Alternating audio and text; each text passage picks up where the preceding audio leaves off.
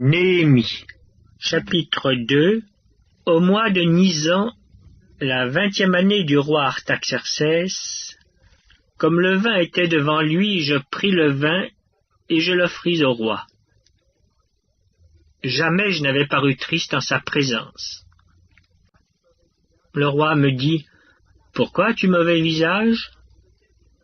Tu n'es pourtant pas malade. Ce ne peut être qu'un chagrin de cœur. » Je fus saisi d'une grande crainte et je répondis au roi: « Que le roi vive éternellement. Comment n'aurais-je pas mauvais visage lorsque la ville où sont les sépulcres de mes pères est détruite et que ses portes sont consumées par le feu? » Et le roi me dit: « Que demandes-tu? » Je priai le Dieu des cieux et je répondis au roi: « Si le roi le trouve bon, et si ton serviteur lui est agréable, envoie-moi en Juda, vers la ville des sépulcres de mes pères, pour que je la rebâtisse. »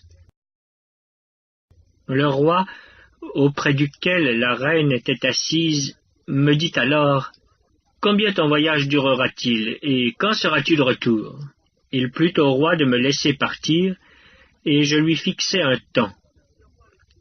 Puis je dis au roi: « Si le roi le trouve bon, qu'on me donne des lettres pour les gouverneurs de l'autre côté du fleuve, afin qu'ils me laissent passer et entrer en Juda, et une lettre pour Asaph, garde forestier du roi, afin qu'il me fournisse du bois de charpente pour les portes de la citadelle, près de la maison, pour la muraille de la ville et pour la maison que j'occuperai. » Le roi me donna ces lettres, car la bonne main de mon Dieu était sur moi.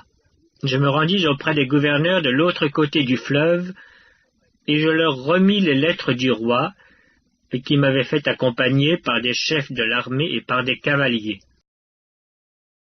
Sambala le Horonite et Tobija le serviteur ammonite, l'ayant appris, eurent un grand déplaisir de ce qu'il venait un homme pour chercher le bien des enfants d'Israël. J'arrivai à Jérusalem et j'y passai 3 jours. Après quoi je me levai pendant la nuit avec quelques hommes, sans avoir dit à personne ce que mon Dieu m'avait mis au cœur de faire pour Jérusalem. Il n'y avait avec moi d'autres bêtes de somme que ma propre monture. Je sortis de nuit par la porte de la vallée, et je me dirigeai contre la source du Dragon et vers la porte du Fumier, considérant les murailles en ruine de Jérusalem et réfléchissant à ces portes consumées par le feu. Je passai près de la porte de la source et de l'étang du roi, et il n'y avait point de place par où pût passer la bête qui était sous moi. Je montai de nuit par le torrent, et je considérai encore la muraille. Puis je rentrai par la porte de la vallée, et je fus ainsi de retour. Les magistrats ignoraient où j'étais allé, et ce que je faisais. Jusqu'à ce moment, je n'avais rien dit aux Juifs, ni aux sacrificateurs, ni aux grands, ni aux magistrats, ni à aucun de ceux qui s'occupaient des affaires. Je leur dis alors: « Vous voyez le malheureux état où nous sommes. Jérusalem est détruite, et ses portes sont consumées par le feu.